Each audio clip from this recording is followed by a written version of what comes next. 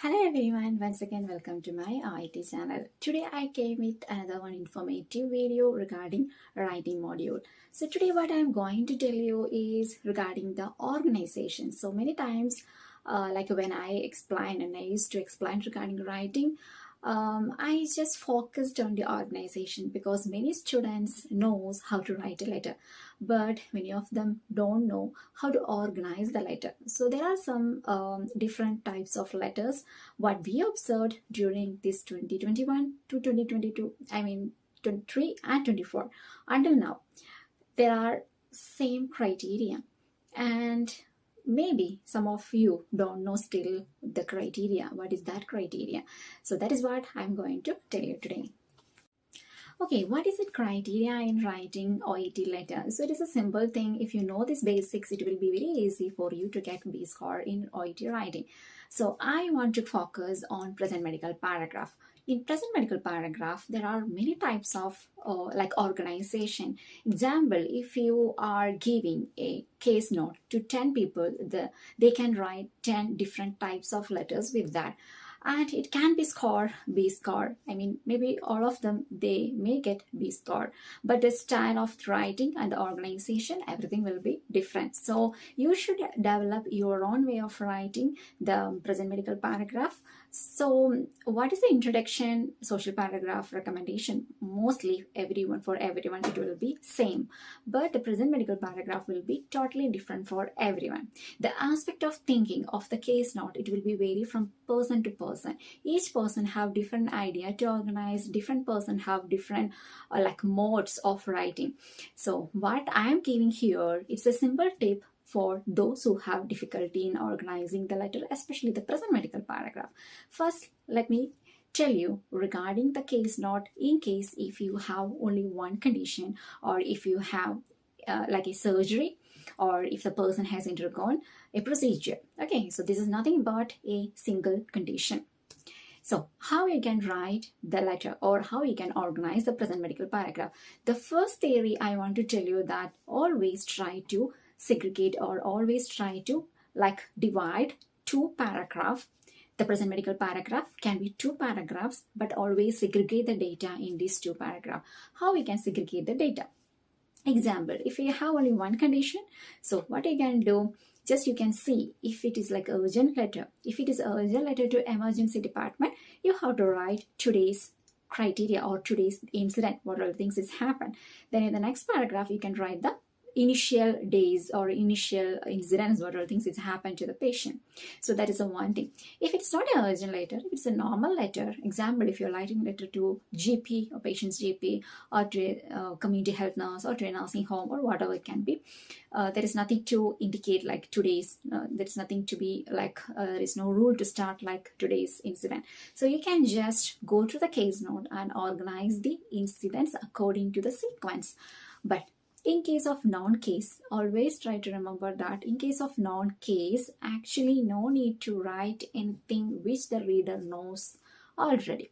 But mostly the non-case letters will be very small, because there is no social paragraph, and the recommendation will be mostly very, very small sentences. So you have only the space to write the letter. It is in the present medical paragraph. So that what we can do, you can just sum up what the reader knows in 3 or 4 sentences, not more than 4 sentences. But always try to start the present medical paragraph of a non-case with "as you are aware," in case if you want to tell something which already the reader knows. Okay, so especially to a general practitioner, you can just write "as you are aware." These are the things. Like example, Mr. Johnson has had this condition since this year. So like that you can just write. Okay, so that is regarding the noun case. Otherwise, in a general condition, you can just start with the date, like initially on this date, this person presented to the hospital or to the clinic or wherever with the complaints of so and so on. Then what are the things that's happened? Okay, so all incidents you can write it in a paragraph. And what is the specific things that's happened very recently before our letter date? Those things you can sum up in the second paragraph. So this is a basic. Okay, don't write as in a way what they have given in the case note, because some case notes are like, it's like a scattered form. you could not like understand from where you have to write nothing, but you have to start from the beginning, like the incident related to the condition, when it started you have to start from that point, then you can write it in a paragraph. And when you come to the end of the letter day, the whatever the incident is happened like recently, very like recently, which leads you to write a letter. So there, please write a conclusion sentence. I am always recommending you to write a conclusion sentence in the present medical paragraph, which will make your letter something unique, because everyone will write in a normal way. It's like a normal way how they have given, but nobody used to write like a conclusion why we are recommending or why we are referring this person. It should not be the copy of your introduction, but you can just write, this is the reason for his referral, or therefore further attention from your service is essential for his or her well-being. This is a simple sentence you can by heart and you can write it for every letters. That is the end of the present medical paragraph. Okay, so this is a single condition. Next one, we will go to two conditions. If you have two conditions in the case note, of course in introduction you may write these and this. Example, the person has been, he has been diagnosed, or he is recovering from urinary tract infection and exacerbation of chronic obstructive pulmonary disease. So we have two conditions. So what you have to do, you should not mix up all data together in a paragraph, or don't mix all data in two paragraphs. You have to segregate UTI case separate in a paragraph, COPD incidents in a separate paragraph, so that the reader will understand very clearly what you mean, or why you are referring the person to the reader, or exactly what is the current state, because you will start from the beginning and the reader could not understand whether until the person has the condition, or it's recovered, or until it is continuing, because you should not rely on completely on introduction. Present medical paragraph is the most important thing, that is the body of the letter, where the reader will completely understand the condition of the person.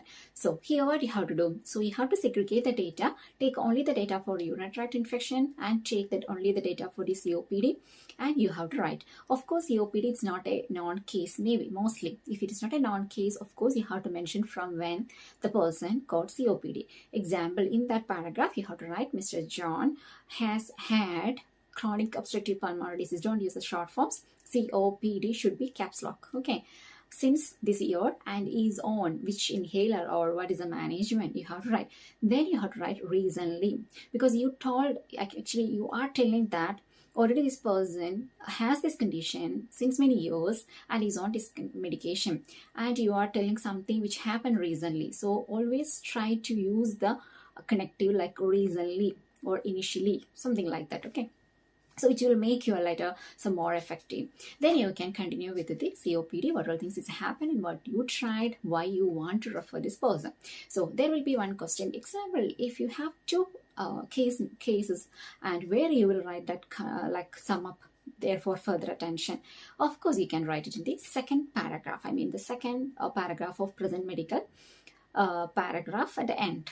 Okay, except an urgent letter to emergency department. In the case of urgent referral letter, you can sum up this point in the first paragraph, because that is a recent thing, the recent condition or recent incidents, therefore you are referring the resident. Otherwise you can write the same sentence, therefore further attention from your facility or at your facility is essential for his or her well-being. That sentence can be at the end of the present medical paragraph. Okay, that is two conditions. In case another one scenario, if you have two conditions but it is totally interrelated. Example, there is like recurrent alopecia associated with anxiety. It is not two cases, it is associated, right? Because it is like interrelated. In this case, no need to segregate a paragraph with the two conditions, but you can segregate the paragraph with relevant data, not with the condition. Okay, so in first paragraph you can write both conditions, why it's happened, and it is associated with anxiety and something like that. Then in the next paragraph you can just write as a sequence, subsequently this incident happens and currently he or she is suffering with these conditions. Don't use a term like suffering, you can just tell that has. Okay, currently he or she has these many things, therefore further attention is required. So like that you can segregate. Mostly you will get such type of like questions. Mostly these are all the types, like active cases, something is like recurring cases, something like two cases, and like associated cases. So these are the common criteria. Okay, and always, that is another important thing, like always try to expand your introduction part in your present medical paragraph. There is a link. I don't know how many you are aware about these things. Introduction means we used to write condition and requirement, right? So that condition how to be expand in your present medical paragraph, that requirement how to be explained in the recommendation paragraph. Okay, so if you have doubt whether my letter is correct, whether I will get B score, how you can analyze, just you can go through this simple tip. Like you can just check whether have you explained your conditions in an introduction, what you explain, what you wrote in introduction, whether it is explained in your present medical paragraph, whether your requirement which you wrote in introduction, whether it is completed or explained in your recommendation paragraph. If yes means, of course you will get B score. So don't think that writing is a very tough module. I could not tell that it is very tough module. It is easy if you practice as much possible questions. Okay, and if you are approaching your exam, you can go to my YouTube channel. In the playlist there are recent exam questions, so you can get the question paper there, but don't see the video completely with the answer. Try to write your letter, then you can see my letter just for the comparison or for the referral. Okay, so you will get an idea. So what is the difference? So how is the organization? You can see that how it's like organized. So I don't want to tell you it should be like a very complicated or like a complex in English. You can just write in a simple language. Okay, it's like a simple sentences. Don't make complex sentences, but don't make very short sentences as well. You can just make simple and humble sentences in Oet letter.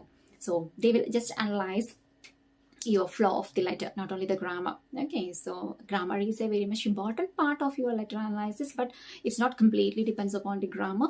Always there should be organization. Okay, if example, if one student wrote the letter very perfectly without any grammar mistake, but there is no organization, of course he or she will not get B score. Okay, because there are some criteria. Just be practical when you write your letter. Just be practical. You are a registered nurse and you are writing a letter to a concerned person, example to GP or community health nurse or to a nursing home manager.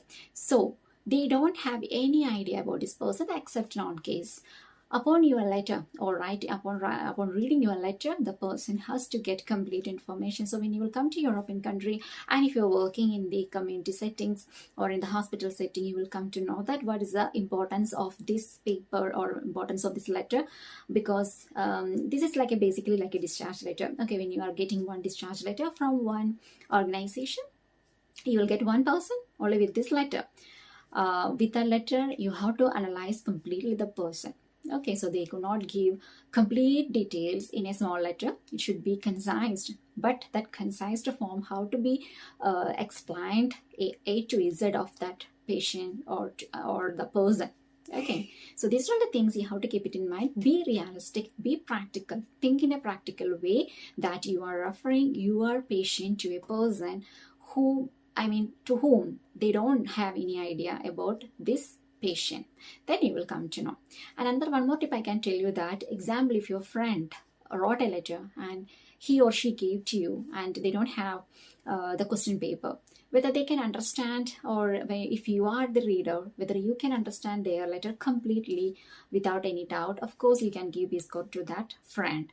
The same way, if you write a letter and if you're giving to your friend and he don't have or she don't have the question paper with him or her, and she can understand or he can understand completely your letter without any doubt, of course you will get B score. Okay, so this is a simple tip.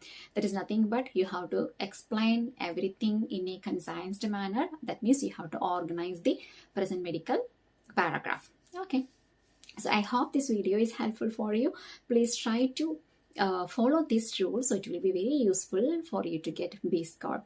And I would like to give you some more information regarding my Oet online classes. So we are providing online courses for all 4 modules. It's like a 1:1, and we will allot you the tutors according to your location so that the time zone will be suitable for you. And you can choose if you need only writing or speaking, or if you need like writing and listening, or if it is like reading and listening only. It's not a matter that you can select or you can choose the module which you want. And if you are a fresher, we are always welcome. We have expert tutors. They will teach you from basics how to start each module, as well as I am developing a website. In that I just started to upload the content, the materials, as well as the videos. There are basic videos I will upload for each and every module, as well as study materials for the freshers, as well as for the exam students. There are recent exam questions as well. So you will have the access to all materials once if you enroll with our classes. So it will be anytime. It can be accessed to any time. To all materials and even videos. No need to search for the videos in the YouTube. It is easy to find out inside the website itself, like a basic from basic. You can go through. So especially for freshers, it will be very helpful, I hope. So if anyone wants to join with us, you can just go to the description to see the WhatsApp number, and you can just WhatsApp us directly. Or else if you are doing the self-practice, we have guides. I recommend my speaking and writing guide. Writing, it is completely my own letters with the recent exam questions and some non-medical letters. So it will be very useful for you if you are searching in YouTube. I know that some of you like used to search in the YouTube to see the letters construction or structures and all. And if you buy this guide, especially if you are self-study, it will be easy because questions are there, and the next page there will be answers, so that you can practice by your own way. Speaking as well as same.